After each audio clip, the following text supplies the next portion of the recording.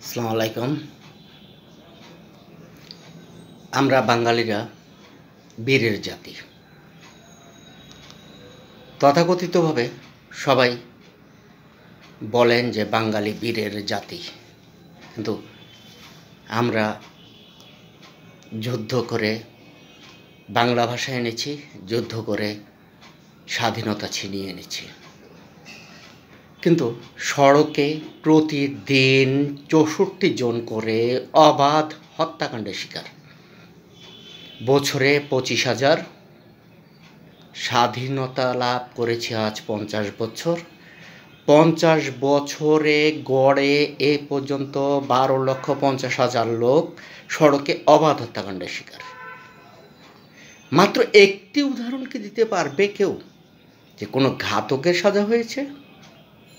নেই, এমন দৃষ্টান্ত বাংলাদেশে নেই। শুধুমাত্র এক চলচ্চিত্র পরিচালক ক্যাথরিন মাসুদ ওর ড্রাইভারকে গ্রেপ্তার করা হয়েছিল, যাবজ্জীবন কারাদণ্ড দেওয়া হয়েছিল, কিন্তু সড়ক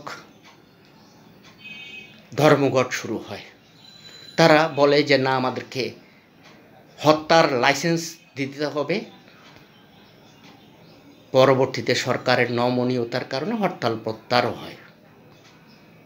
হরতাল ধর্মঘটের কাছে এখন সবাই নত স্বীকার করে আছি।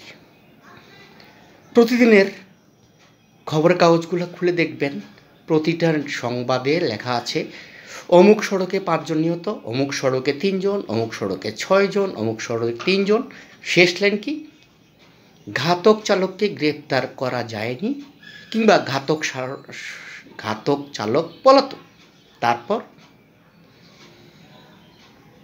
একে একে ঘটনা ঘটছে, অবাধ হত্যাকাণ্ড চলছে, কিন্তু ঘাতক ধরা নিষিদ্ধ, সাজাও নিষিদ্ধ। আচ্ছা, মানুষ যদি এখন নিজের জান বাঁচাতে তাদেরকে হত্যা শুরু করে, তখন আজ হয়নি আগামীতে হবে না এমন কিন্তু কথা নেই। এমন একদিন আসবে যখন মানুষ এসব ঘাতকদের ধরে চামড়া ছিলে সড়কে ফেলে রাখবে। সব কিছুর তো একটা সীমা আছে।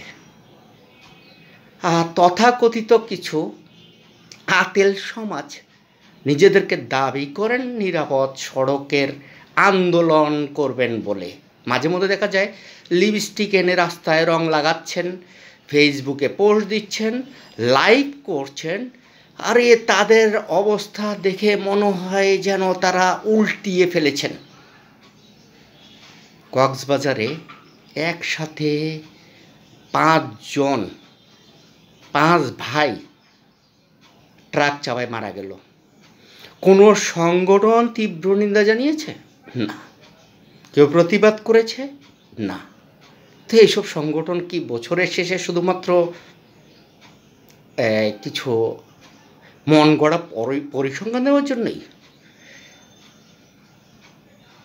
আপনারা দেখুন, ২১শে মার্চ ২০২০ কক্সবাজারে ট্রাক চাপায় প্রাইভেট কারের ৫ জন এই পর্যন্ত নিহত।